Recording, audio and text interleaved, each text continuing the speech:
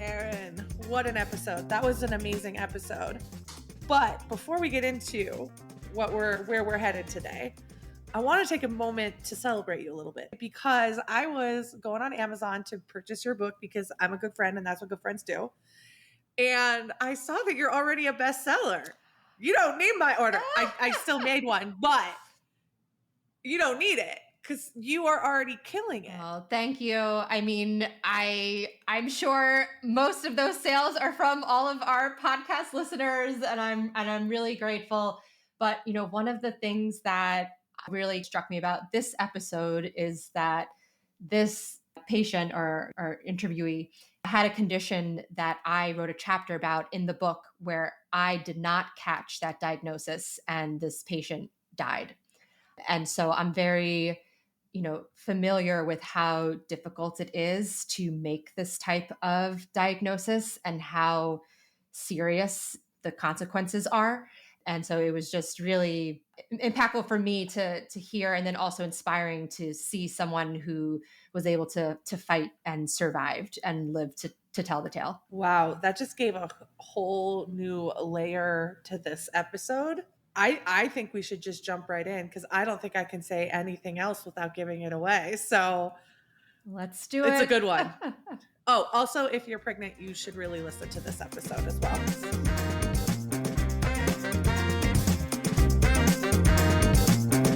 Hi, Krystina. Welcome to the Medical Detectives. Thank you so much for joining us. Hi. Hello.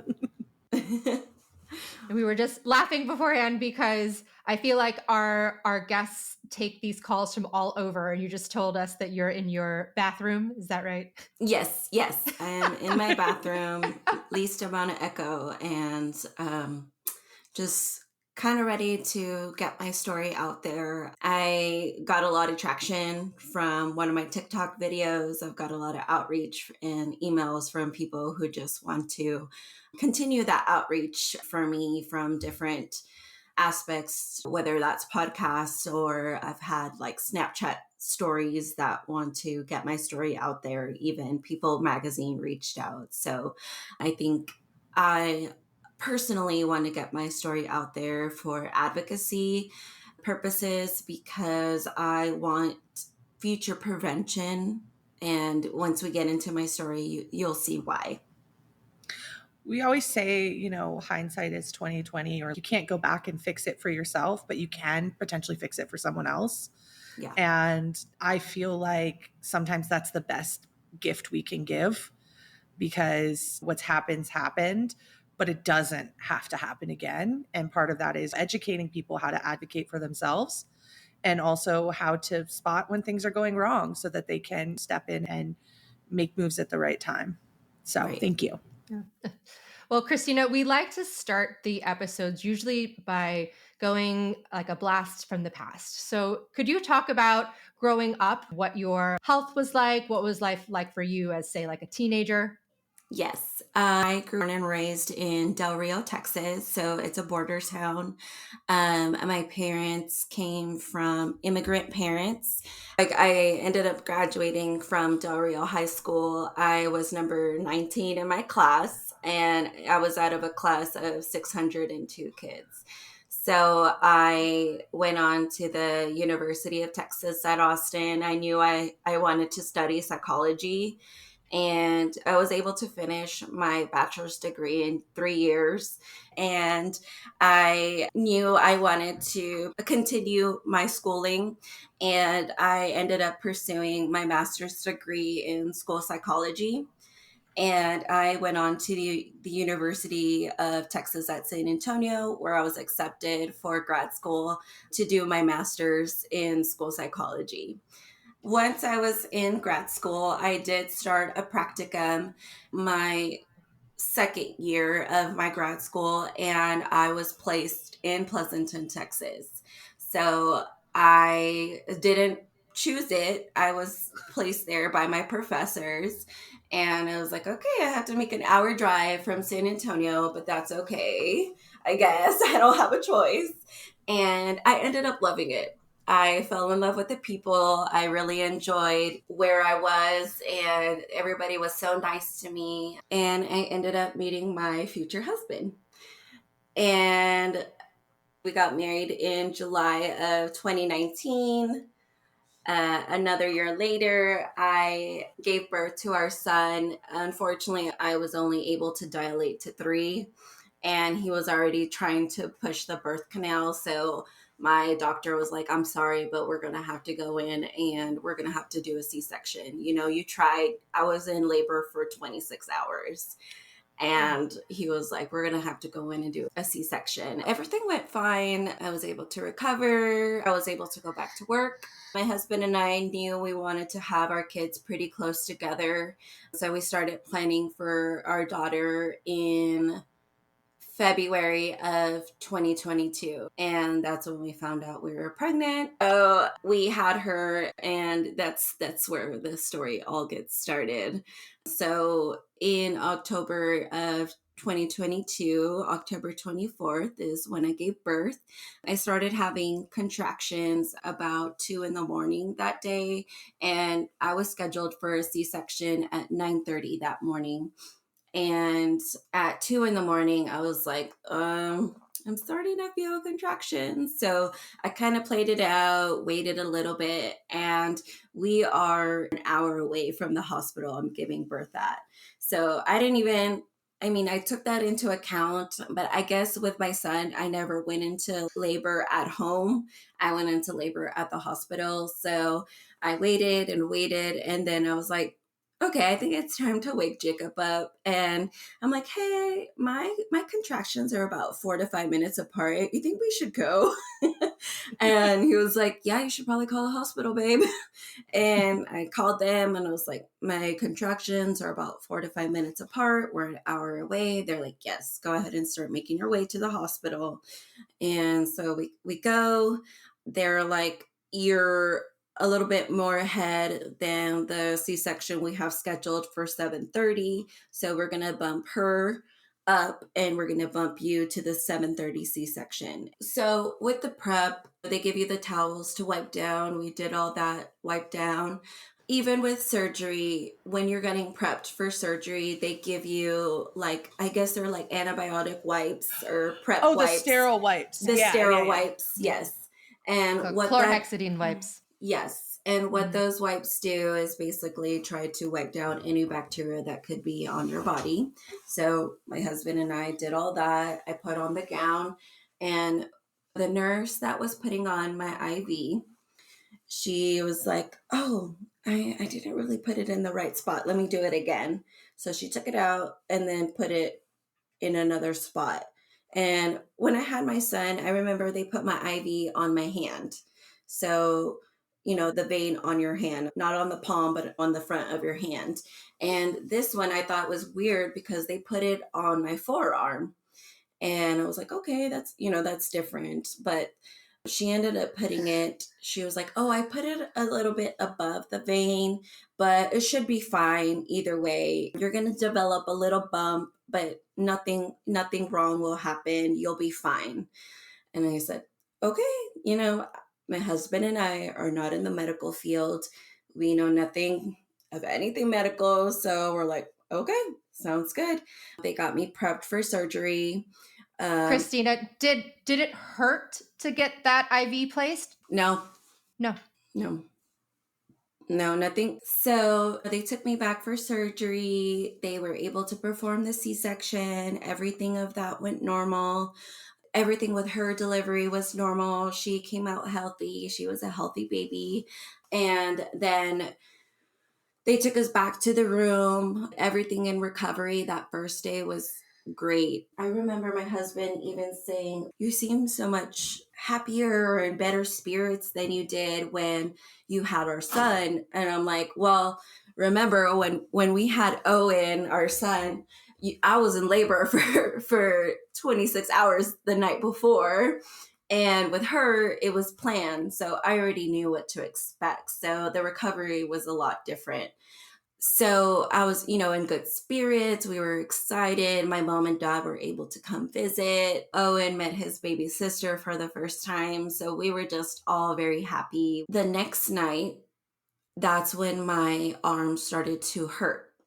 And I remember I couldn't even sleep on my left side. I would try to turn on my left side and I'm like, ow, like I can't even sleep on my left side. That's not normal. And I ended up calling the nurse and I'm like, hey, my IV is hurting. I can't even lay on my left side. And she was like, oh, okay. Like very calm, like, oh, okay, let me just take it out. And I'm like, okay, well, can I have something for pain? I remember throughout my whole hospital stay, I was complaining more about my arm pain rather than the major surgery that I just had, my On your, my yeah. uterus cut open for a C-section.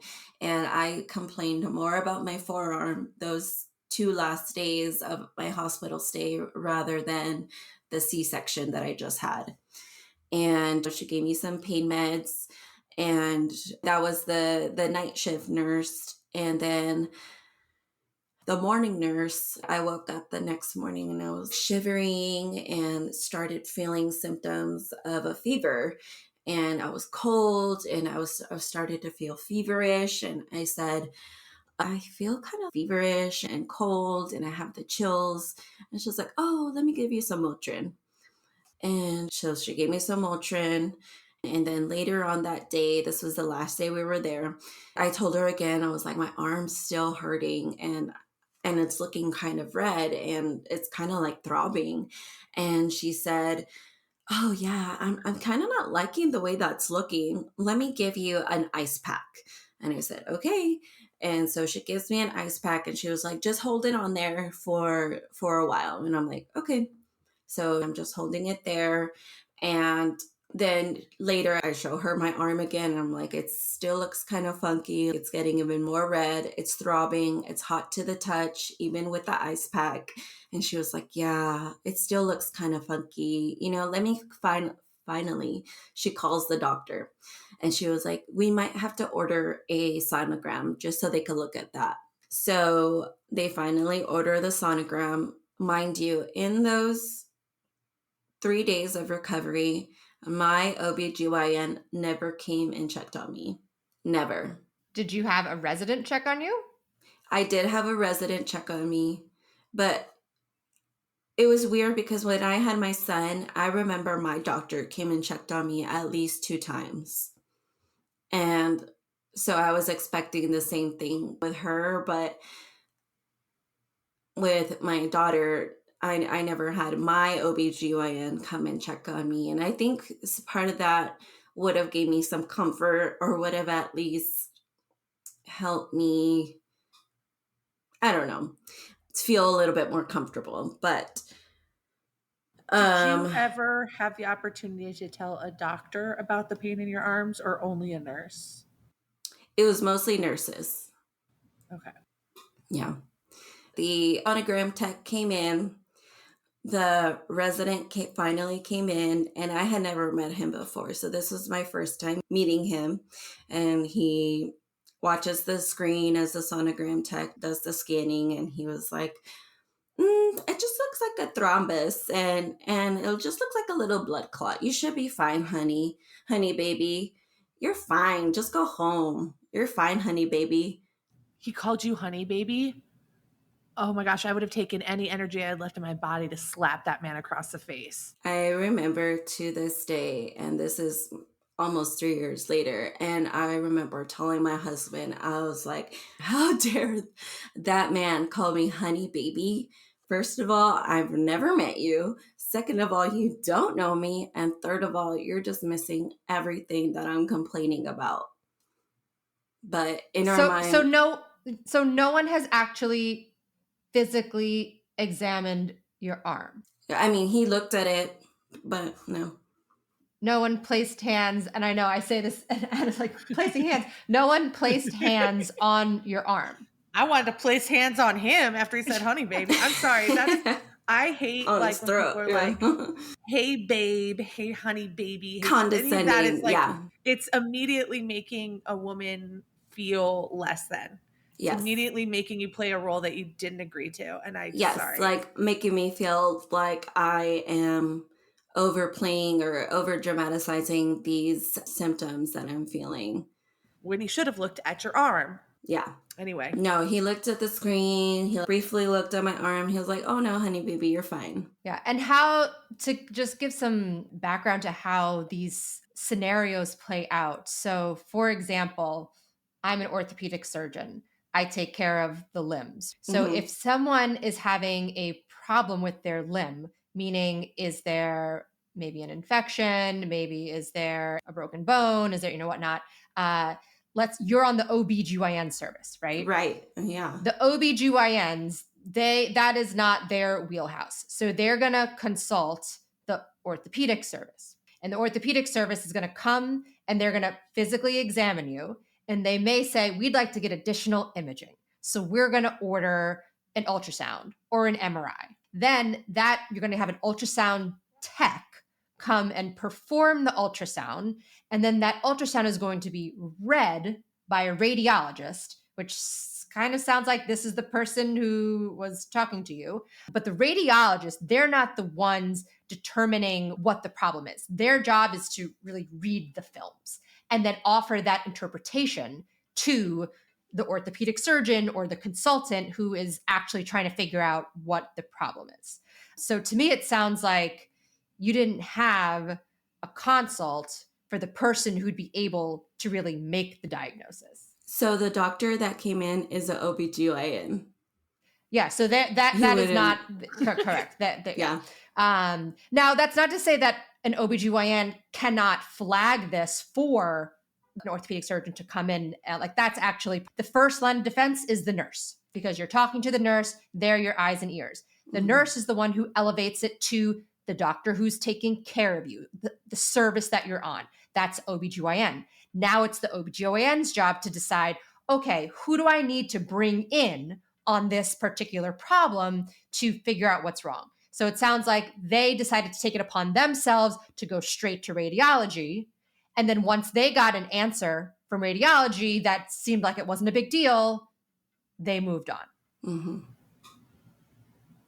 Yeah. In this situation, if you feel like you didn't get a fair response, Erin, what would you do? What would you say to someone who is in Krystina's position, where the doctor who's looked at her is an OBGYN and she's not comfortable or confident with the response? What would you take as the next step? Because I honestly don't know, based on what you just described, what to do. So I tell people this all the time because it's only helpful if you already have the answer, right? Like you say like, oh my gosh, like I'm worried about a DVT or I'm worried about an abscess. You don't know that. You don't even know those are the options. Mm-hmm. And so what I tell people is to ask the person who just told you that's nothing, or that's a thrombus, which is a blood clot. I say this line all the time to people. Ask them, could you tell me what your differential diagnosis is? Because that means that they have to now say, okay, well, it could be a blood clot, it could be an infection. And then you ask, oh, how do you know it's not an infection? How do they know it's not an infection? They haven't ordered a white blood count. They haven't actually physically examined you. And so that makes them have to turn their wheels into thinking about what else could it be. You just masterminded how to get a doctor to actually look into things. Like what you just described is okay. So in business, they always tell you, get someone, ask questions, don't make demands. And so what you've just given is like mind-blowingly important. Mm-hmm. If you ask the right questions, they will eventually be led to looking into your condition, hopefully. Wow. Erin, genius, always. Well, it's really, again, it's not the patient's job to know what are all these potential things. But in the end, you kind of have to present yourself as like, hey, I have a really painful, red, swollen area.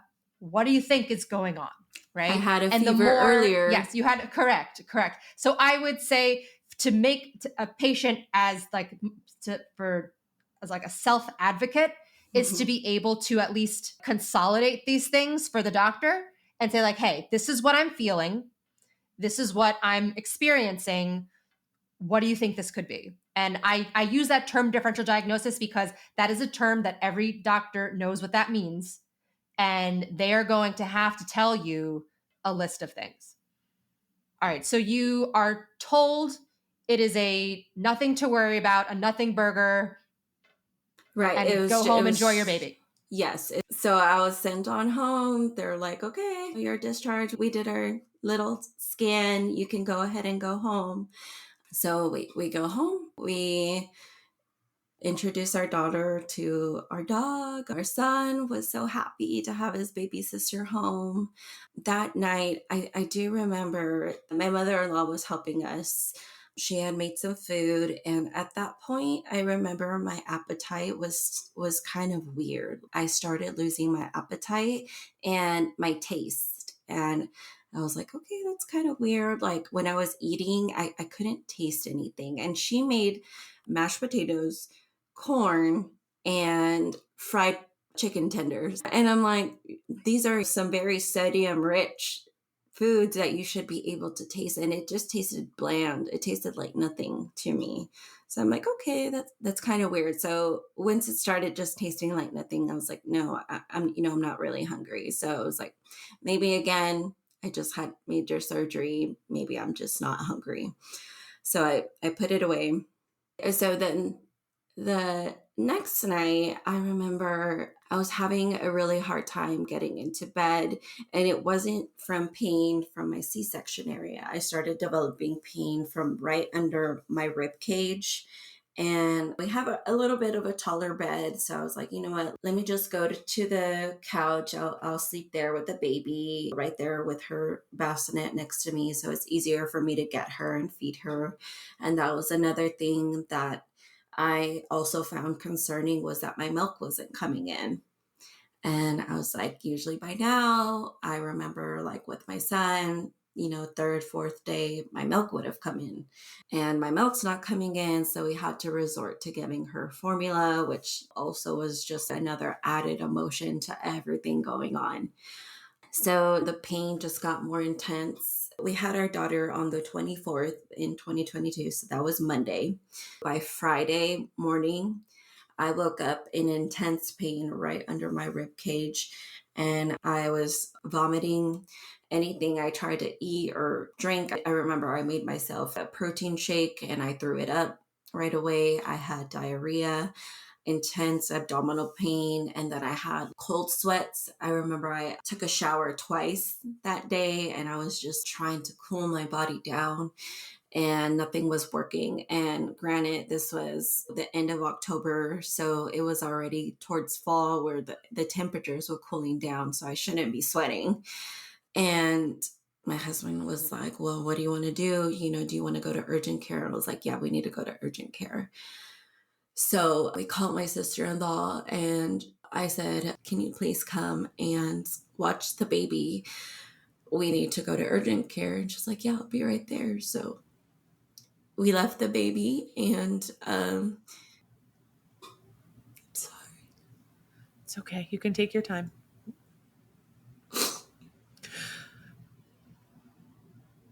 That's the last time I see her for a while. Excuse me. So we go to urgent care. Once they call me back, I could barely lie down on the table. And they said, the fact that you can barely lie down and your pain is that intense, you're going to need to go to the emergency room. And we have a local hospital here in Jordanton in Atascosa County.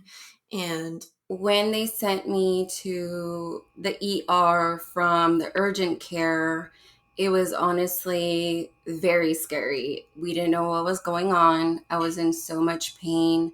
I was scared because I'm like thinking about my kids along with that, who's going to take care of my newborn baby.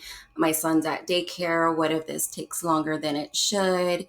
So there's just a million thoughts going through my head at that time. So we drove right to the emergency room, filled out all the forms. We checked in and they called me back and they took my blood pressure and my heart rate.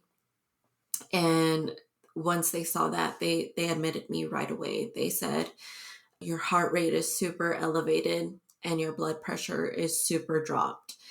And that is super concerning. And we told them I just had a baby.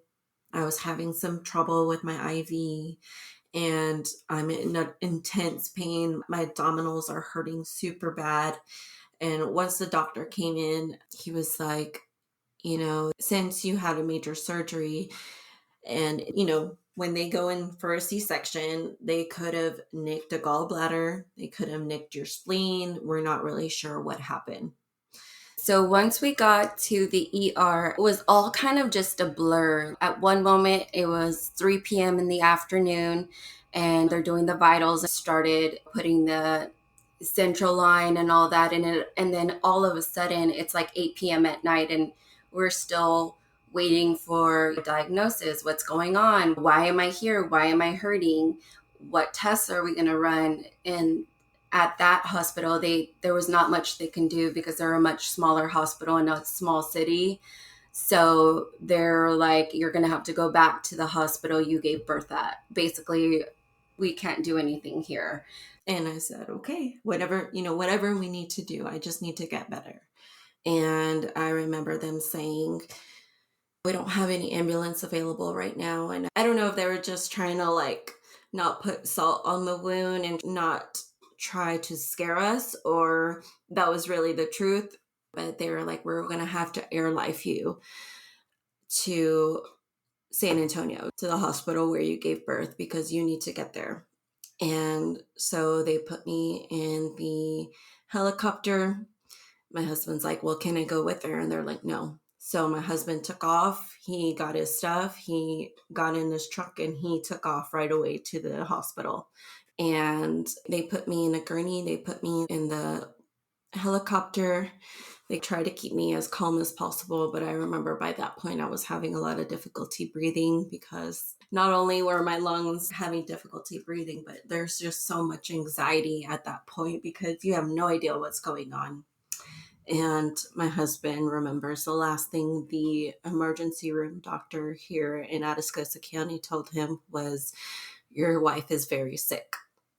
We don't know what's going on, but your wife is very sick. And so they got me to the hospital where I gave birth. They took me to the emergency room. They admitted me to a room. They started pushing vasopressors, which are medications to start to get your blood pressure up.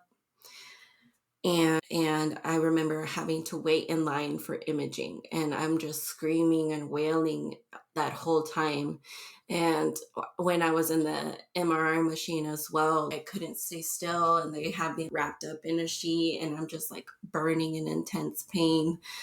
And he's like, stay still, stay still. And I'm like, I can't. It just hurts so bad. And I just wanted that to go by faster, and it couldn't go by fast enough. And finally, they took me out of imaging. They took me back to the room. The night kept going on. I was still in a lot of pain. They still kept pushing medication to start to get my heart rate down and get my blood pressure up. At that point in the middle of the night, I remember my hands started getting really cold and they started turning purple, and my feet as well. So they started giving me those hand warmers that you shake, and they started covering up my legs with those, I want to say they're not little vacuums, but like little suctions they put after surgery to try to get your numbness down. I'm not really sure what. Is the pneumatic boots. Yes. Yeah. Yes. So they try to get those on so that way the circulation can try to keep going. So they were trying to get the blood still flowing into my feet because they were starting to get cold. I was so out of it. I think I was in so much pain that my mind didn't really know what was going on. And there was just so much confusion and a lot of unanswered questions. And they said to my husband the next morning, we're going to have to intubate your wife. We're going to have to put her on ECMO. And that's the only way we can start to get her heart and lungs functioning. And we're going to have to put her in a medically induced coma. We don't know how long. And during all of this, he asked them, what are her chances? And they told him less than a 10% chance. So I had a less than a 10% chance of living and getting through all of this. Once they started putting me in the coma, starting to intubate me, I remember starting to go out of breath, and it was the worst feeling I could ever have. And I remember my husband saying, please, please fight. Please don't leave us. Please don't leave me. I cannot raise these two babies by myself, and they need their mama. I cannot do this without you. They cannot do this without their mom. They need you. I need you. So you gotta fight. So that's literally the last words I remember hearing. And that's, that's what I tried to do. And thankfully, I had doctors on my side. I had nurses on my side because there were doctors that were willing to fight for me. And then my husband said there was doctors that were like, there's nothing we can do. There's nothing we can do. And then he was like, but there was doctors that said, we're going to do everything we can. We're going to try this and we're going to try this. And at that point, they were telling my husband that it was probably an infection, but they didn't know where the infection came from. And all my husband remembers is the doctor. He smelled my C-section site and he was like, you can smell the smell of infection when you know it's an infection. And when I smell Krystina's C-section site, there is no smell of infection. There's no clues of infection. But then he looked at my IV site and he was like, that looks like an infection. And they even brought a doctor in from Florida, and he had I believe it was called a CRT machine, and it hadn't even been approved, or it had just been approved.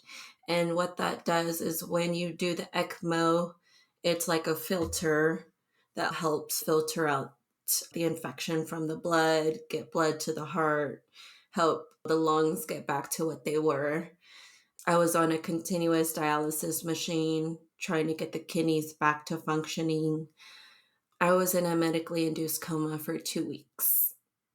And the scariest part about, and I don't think I've ever really talked about this, is that the scariest part about being in that medically induced coma is that I had no idea where I was.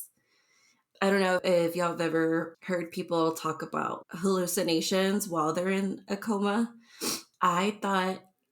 First I thought I was getting put into the back of my mother-in-law's car, and we were going to the church to take pictures. And then I was put back into her car, and we were going to a party in another town.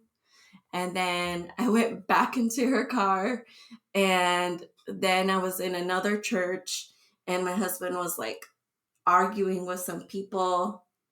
And then I ended up in this warehouse, and they were holding me hostage. They had guns. They were wearing all black suits, and they were trying to cut me open. And I was like, no, no. And I think it was nurses that were like putting in probably medication. Yeah. So yeah, that was not fun. And once I woke up, I was like, oh, thank God. Because that was not fun. I'm sure like some of the IVs would sting and stuff, and that was probably your body being like, I mean, I can only imagine that you were in an immense amount of pain still in this coma, right? I mean, well, something that they had right? to do is that I started developing these large, I guess you would call it like boils, because I got almost like 250 pounds. Like I was swollen. Yeah. The biggest issue at this point, and we're, getting close to what the actual diagnosis is, but your kidneys are in failure and you are in Oh. multi-organ failure at this point, and that's why you're on the dialysis.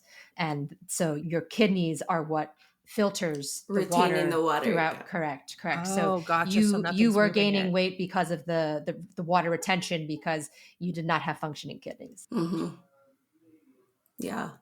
So Krystina, can you talk about the moment that you wake up from your medical induced coma, what Yeah. that felt like? Yeah, it was kind of slow. I remember bits and pieces where I would like see my dad and he'd be like, I'll be right back. I'll see you tomorrow. Or my husband, like, hey, babe, I love you. And then I would fully wake up and I remember seeing my mom in the room. And then I remember the point where I was fully awake. And the unfortunate part is I still had my breathing tube in. So it took a few days before they took my breathing tube out. And that was probably the most heartbreaking part, because the first thing you want to do is talk to your loved ones. And I remember when they did take it out, I was just bawling and crying. And I'm like, I just love you so much. Like I told my husband, I'm like, what happened? What happened? I just remember asking him, I was like, what the hell happened? And it was such an emotional moment taking out that breathing tube, because I'm like, I just wanted to talk to him. I just wanted to tell him I love him. And I just wanted to ask all the questions. I'm like, what's going on? Why am I here? Why are my hands, at that point, my hands and my feet were black, like like frostbite black. So once I woke up, this was 2 weeks after, and they said, what would probably help her recover faster is seeing her kids. So I was probably one of the only ones that they've ever allowed to have kids in the ICU. And I remember the moment that they first brought my baby to me, and she was so tiny and cuddled in a blanket, and I was, covered in my blankets and just holding her and looking at her. And it was a very, very emotional moment when they had to take her away, obviously, because, that's my baby and I should be there with her and we should be together. And my son came in as well, and he's almost 2.5. And he's just looking at me like I had a lot of tubes, a tube in my nose and tubes in my arm and my neck. And he doesn't know what's going on. He's kind of confused, like, why does mommy look that way? And he was scared of me at first because of the way I looked, but they were able to come around pretty often. My parents, thankfully, and my in-laws would take care of them. My brother and my sister-in-law took care of my kids. My other sister-in-law, my aunt and uncle, I had family jump in, and it's just really sad that I had to spend, 3 months away from my babies, 3 whole months. And they might never remember this, and they don't, I asked them, and my daughter was only 3 months old, and I mean, you see the way she was cuddled up on me. She does not remember, and she loves me to pieces. And my son can't get enough of me. He's my little Velcro baby. So obviously they don't remember, but looking back, it's a very painful thing to remember, and a sore in my heart, because those 3 months and those vital 3 months to a mom with my newborn daughter, my only daughter, I feel were taken away from me. And Krystina, I just want to say this because we've been talking on the past couple of episodes about these stages of misdiagnosis, and one of those stages is anger. And, you were robbed. And the worst part is that you were robbed of something you can never replace and get back. And that was the time with your newborn. And so you're completely valid for having those feelings, for feeling anger, for feeling sadness, for feeling pain. Yeah. So it's November of 2022, and the surgeon, my plastic surgeon, who I love, and I still use her to this day. I love her. But in this moment, it was not her finest moment. My husband had stepped out to go get us food, and my nurse had stepped out, and the surgeon kind of like slipped in without anybody seeing her. And she was like, I need to talk to you. And I was like, okay. She is a fine surgeon, but sometimes those surgeons that have the smartest minds and are the most brilliant lack the best bedside manner. But in this moment, she broke my heart. She shattered it. She's like, we're going to have to amputate all 4 of your limbs. And I said, what? And she's like, yeah, there's no recovery from all your limbs. There's no blood circulation. So the only way to give you the best life is to amputate all 4 of your limbs. And that's how she said it. Very flat affect, no emotion, no hug, no nothing. And I'm just in this room, in the bed by myself. I couldn't move. I couldn't talk. It was just like waterworks flowed through me. But just hearing that completely shattered my heart, because all you think about is, how am I going to raise 2 babies without my hands? How am I going to raise 2 babies without my legs? How am I going to be a mom? How am I going to do the things that I was used to doing? I was an active person, an active wife. I would cook, I would clean, I would work out, I would play outside with my baby. And I was going to do the same with my daughter. How am I going to do her hair? How am I going to put her little dresses on and put her bows on? And, all these future plans that I had planned, and my family as well, we had planned for ourselves. All of that just ran through my mind, and breaking the news to my parents was really hard. Because all they could think about, was me as a baby, being born with my hands and my feet. And now they're taking them away.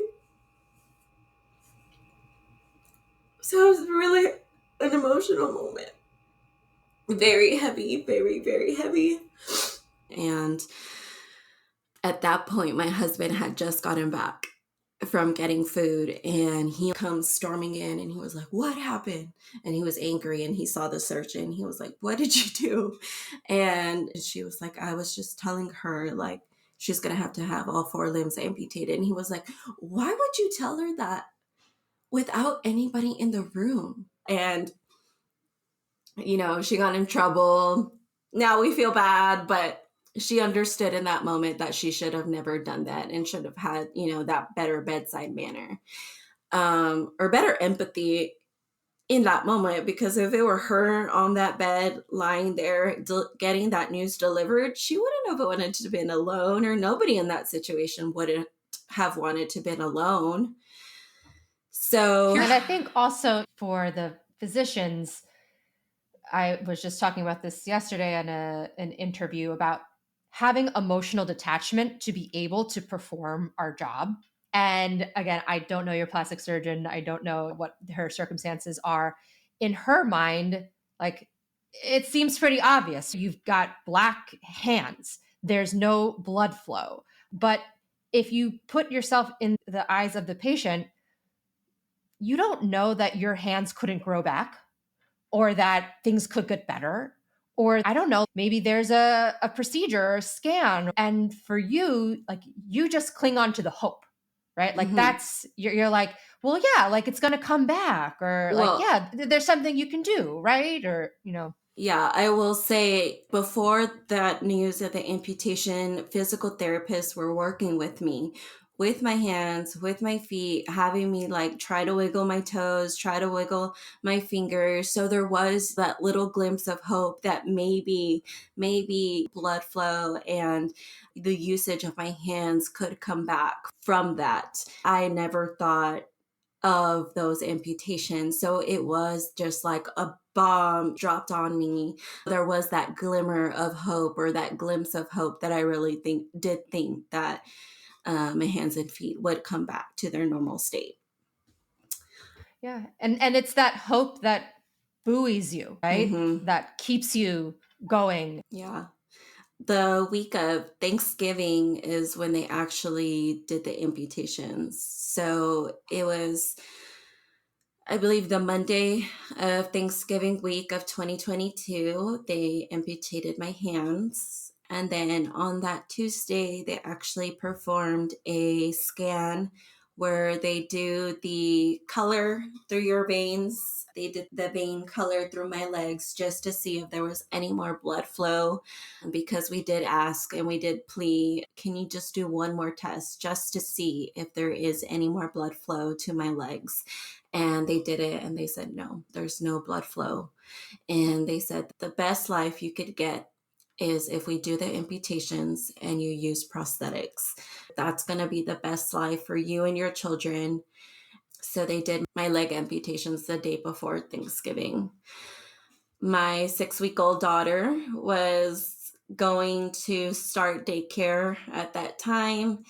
And then my son was continuing daycare as well. And they were being passed again from one family member to the other. And I also had to have, not only apart from the amputations, I also had to go through about, I would say, about 13 or more surgeries for skin grafts because of all those welts that were developed and necrosis from the skin openings and things like that. I had to get a various amount of skin grafts on my legs, on my arm. And all those skin donors came from my back, under my legs. So those parts had to heal. And the only part that I needed a skin graft on my arms was the part they did the IV, meaning that's the only part of infection that spread. The biggest was the part where they did the IV, and you can see it where it spread the most. And nothing on my other arm. I mean, yeah, they did the skin graft to cover the amputation, but no other areas welted. But the area that had the IV, the biggest welt developed. So the healing, that's what took the longest. And that's why I spent so many months in the hospital, plus all the, surgeries that had to be performed.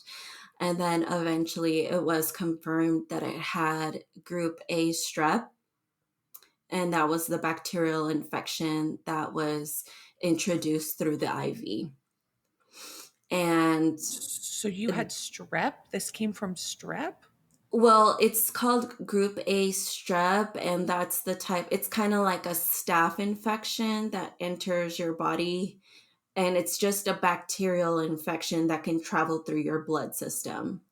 So it's okay. I was like, strep throat did this. It's like, oh my God, but even people who do develop strep throat can get sepsis if it's not treated in time. Yeah. I mean, it's clear you went to sepsis. Mm-hmm. Wow. Yeah. So this is for, our listeners. The final diagnosis for you was septic shock caused by group A strep. Mm-hmm. Correct. And I've been doing this now the past couple of episodes. We're doing a little Dr. Nance Med School 101. And I think sepsis is a great topic because it's very difficult for people to understand. And it's something that the severity can be catastrophic. So the analogy that I would use is kind of like your body is a house and it has a fire in the kitchen, right? And that's the infection. You've got an infection in your arm. You've got a fire in the kitchen. And your immune system is the fire department. And normally the fire department would come in and they'd put out the fire in the kitchen. But in the case of sepsis, they start putting out the fire all over your body. And they're breaking windows, and they're knocking down doors, and they're spreading the water everywhere. And that's what happens in sepsis, is you start to have what's called multi-system organ failure, right? So your kidneys were failing, your heart was failing, your lungs were failing. And that's because of an over response from the immune system. It's not actually the infection itself. It's the response, the overreaction of your body, which causes sepsis. And so the number one thing, what saved your life was those doctors at that urgent care or emergency room that you went to. They recognized that your low blood pressure and your high heart rate were the symptoms of sepsis, right? Yes. And this is so important for all women to hear. But the postpartum period is the most dangerous period of your life. And people don't like to talk about that because they don't want to scare people from having babies and giving birth. But the maternal mortality rate in the United States is, I think it's up to 20 births per 100,000 live births. 20 women are going to die for every 100,000 women that have a baby. And for women who are Black and Hispanic, that rate is more than doubled. And these are major systemic problems. It's doctors not believing patients when they first talk about their pain, that they're having a problem. And like Serena Williams, the most well-known probably woman in America who had a blood clot and almost died from her blood clot, who had a history of blood clots, who knew she had blood clots, still almost died. So it is this postpartum period that is the most dangerous time in your life. Erin, how long does that period last? Like from the time you give birth, like how long are you at a greater risk? The most of the time, the majority of time, if you're going to have a postpartum infection or significant blood clot, it's happening within the first few weeks. Most of the times, it's actually almost immediately after birth. But it is just a time where you should have heightened awareness of anything that does not seem right in your body. And it makes it hard, right? If you're a first-time mom, you don't know the difference. Mm-hmm. In your case, you had already had a C-section, so you knew, why is my arm hurting more than my C-section? Right. Yeah. Okay. Right. Deep down, you knew. Right. You knew all along. Right. You knew all along that your arm was the problem. I'm going to ask you to describe this just because people can't see it. Can you just tell us what exactly you lost amputation wise? So luckily for me, and I say luckily because there are other cases from also sepsis and septic shock that do end up in far worse amputations where it is a lot harder to navigate prosthetics and things like that. But I received both below elbow, so I have a lot longer arms where I'm able to reach a lot more things. And then I also have upper limb prosthetics. They are myoelectric. And what that means is that they open and close and they are functional and they look like hands. And I That's also cool. have like aesthetic looking hands. They're not functional, but they do look a lot like my hands that I used to have. And I want to shout out where I got those made. I got those made in Carrollton, Texas at Lifelike Laboratory. And they actually make a lot of prosthetics for people who have lost like just one toe, just one finger, limbs, things like that to make them look just like the limb that they lost. And it's really cool. I also am double below knee amputations, and I do use pin lock prosthetics. And what that means is that you slip on a liner and it kind of looks like a rubbery sock that you roll up your leg, and it has a screw at the end and you pin it inside your prosthetic, and that is how it stays secure. And then you just press a button and that is how it pops off. So something else that people don't know or people have the misconception of is that once you get out of the hospital, you walk out with prosthetics. And that is not true. So in my case, I had to do a lot of physical therapy to get strong from being in a bed for 3 months. I did do some physical therapy while I was in the hospital, but of course, it's not as advanced as you could do outside of the hospital. So I went to a inpatient rehab at Tier Memorial Hermann in Houston, and I was able to rock it in 2 weeks. And I was like, I'm too far from my babies. I need to just do really good and get home. You're motivated. Yes, I was very motivated. So I went to Tier, and then I was released in 2 weeks. And then I went to CFI, which is Center for the Intrepid at BAMC Medical Hospital at the base in San Antonio.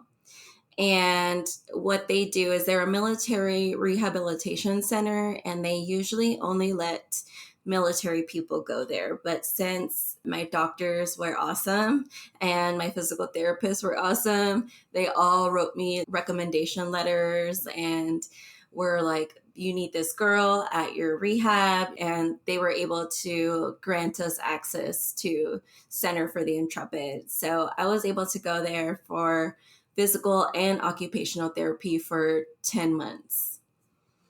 Wow. It was kind of surreal because it's like everyday things that you used to do all the time, like brushing your teeth. You never think that you would have to learn how to brush your teeth, how to brush your hair, how to go to the restroom, which is probably one of the most intimidating ones, especially in social settings.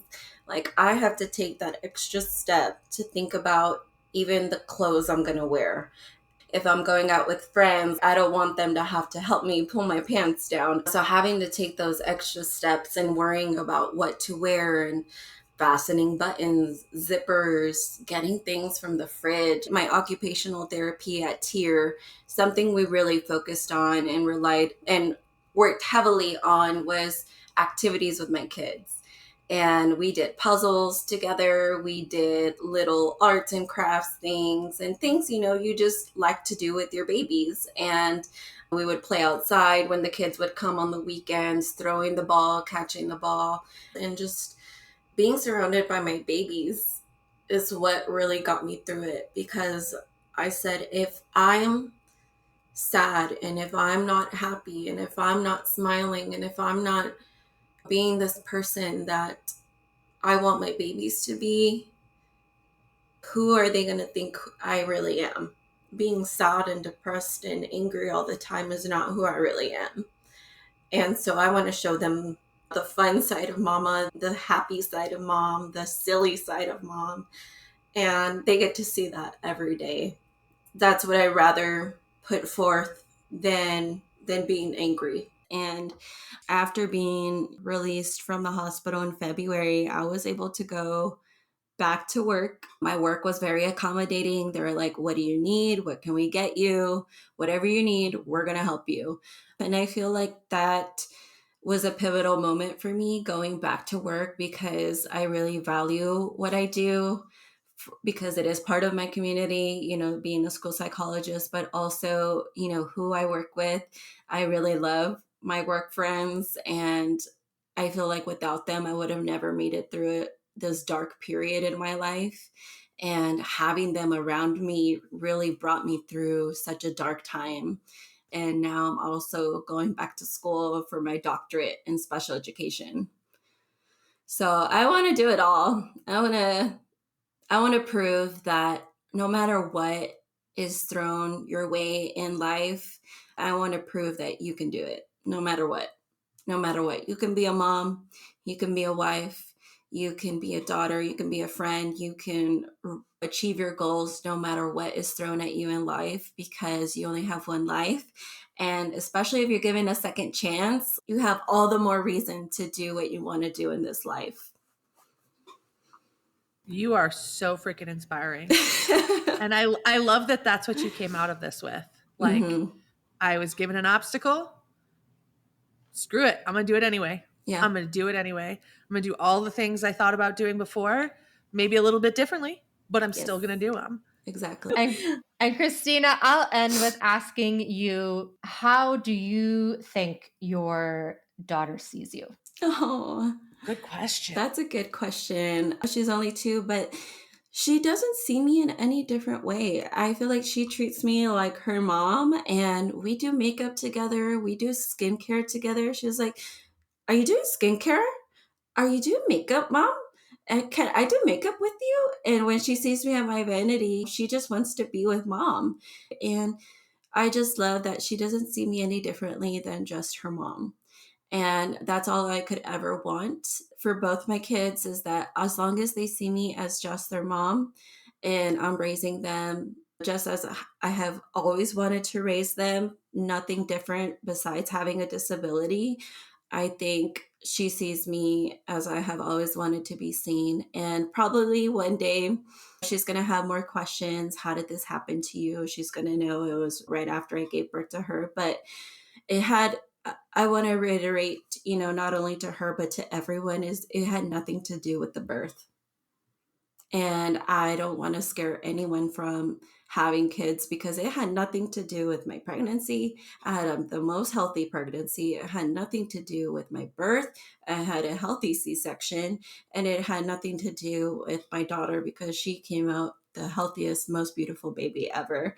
And it was all because of the IV and then negligence. So when I explain that to her, she's going to know that, and we'll talk about it, move on from it. And I'll teach her, things are going to happen in your life, and things happened in mommy's life. And if I was going to choose my life or my limbs, I'm so happy I chose my life, and I'm going to live it and be your mama forever. Well, that was beautiful. And again, thank you so much for joining us and sharing your story. Thank you. It was so nice meeting you. So this episode, as someone who has not had a child, I think I sometimes don't really realize just how hard it is to be pregnant. And then what I really learned in this episode, which I kind of knew a little bit before, but I think I know a lot more clearly, is just how much higher mortality rates are for women of color when they give birth. And that is a problem. I don't know the solution to that problem. I mean, end racism is not an easy task, but it is dramatically affecting how women give birth, but also how they're treated after birth as well. Yeah. And I mean, to be quite honest, what happened to Krystina, the birth was really a subplot, right? Anyone could have an IV be placed and have a complication from the IV. Now, the fact that she was just recovering from a massive surgery and giving birth probably made her more susceptible to what ended up becoming a septic shock reaction to a local infection. But the statistics don't lie. And I think it's part of a larger conversation just about how people who are minorities receive substandard care in certain cases. It's not every time, but we have to, I think, acknowledge It's a that. trend. It's a trend. You can't say that it's inconsequential when the numbers show otherwise, right? Yeah, well, I mean, it has consequences.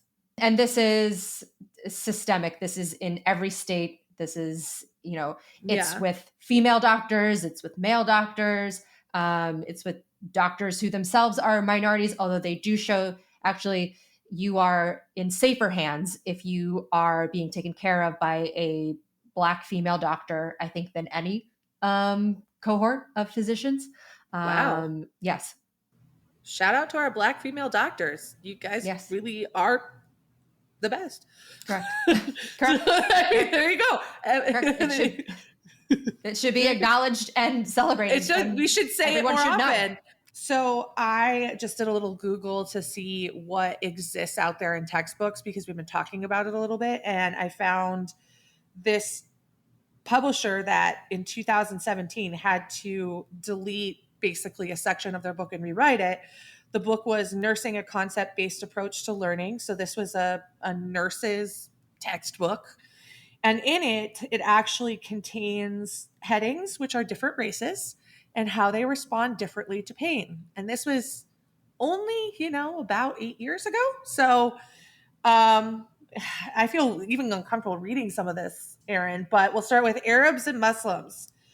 It says they may not request pain medicine, but instead thank Allah for pain if it is a result of the healing medical process. Yeah. And I think, a lot of this is probably based on stereotype, obviously. And the point is that each individual, their pain levels need to be assessed. I think there's a difference between offering culturally competent care where you are familiar with some of the cultural differences, right? I even remember I was taking care of a Hasidic woman, and her husband wouldn't let any of the male doctors come in and perform certain tests. And again, it's, I think, helpful for us to be educated on what are some of these cultural differences, but to then just stereotype an entire culture is highly problematic. I mean, I'm going to just read you a couple more of these because they're pretty terrible. Blacks believe suffering and pain are inevitable. Jews may be vocal and demand assistance. Hispanics may believe that pain is a form of punishment and that suffering must be endured if they are to enter into heaven. How did this ever get approved? It's so incredibly racist. Like, it's so obviously racist. I'm feeling uncomfortable reading it. And there's some I can't even read because they're so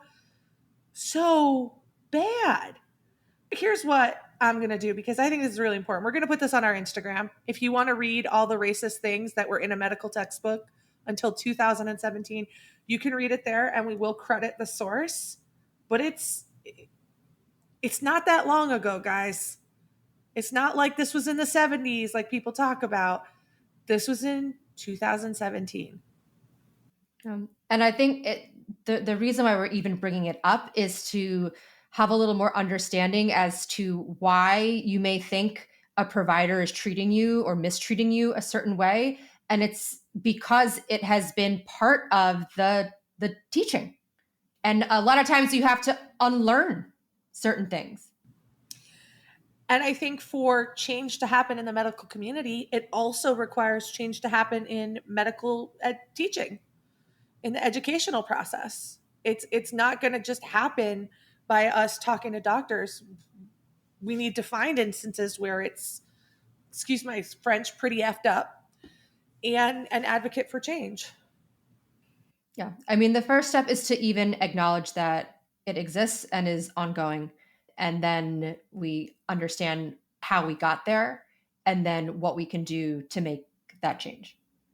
I would also say something that I really took away from this episode that, honestly was a really great time for me because I think that I'm a little frustrated with some of my progress and some things right now. And just hearing her talk about what has changed in her life, what she's essentially had to, I don't want to say give up, but do so differently in a lot of ways, more difficultly, but still being able to find that hope and that positivity and that compassion on the other side of such a difficult situation is honestly so incredibly inspiring. And I don't want to make it a trope because I don't think it's easy what she's done. And I think, at all times, life can be difficult, but in her situation, every day it's difficult. And she still chooses to not let that be the focus of her existence and not let that be a barrier to her ability to show up for not only the people she cares about, but for the causes and the communities she cares about. And I think that is just, I said it before and I'll say it again. Those are the type of people this world needs. Yeah. And the fact that she has chosen to be public about her story and be on social media and showing what a day in the life is like for her. And, this was her story. We need to see that. We need to see that. We do need to see that. And I think also, like, she could have taken her really good prosthetics and kind of just blended in. And I think by standing out and telling people, it opens this level of narrative of understanding. And also, I think it widens our perspective of what people with disabilities are capable of doing. I think that they may do things differently, but they're still fully capable of doing everything we do, just in a different way. Absolutely. She's holding down a job. She is taking care of 2 kids. She is doing everything. She's doing everything. And if I had to bet on anyone, I'd bet on her. I would bet on her for sure. For anyone else who is interested in making an impact by having their stories shared, please feel free to email our producer, Molly, at stories@themedicaldetectivespodcast.com. And if you really like this episode, or you just like us, go ahead and leave us a review and a comment wherever you listen to this podcast. It helps us continue to make great episodes like this.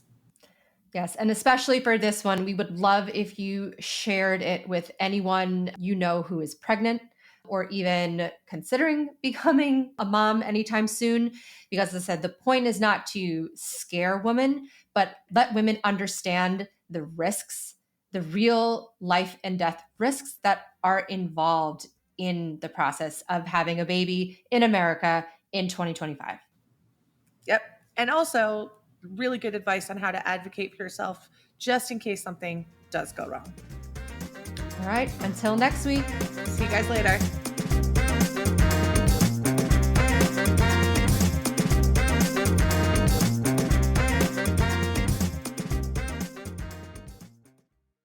The Medical Detectives is a Soft Skills media production, produced by Molly Biscar, sound designed by Shane Drouse. If you have a medical story you'd like to see featured on The Medical Detectives, please email it to stories@themedicaldetectivespodcast.com. The information provided on The Medical Detectives is for informational and entertainment purposes only and should not be considered medical advice.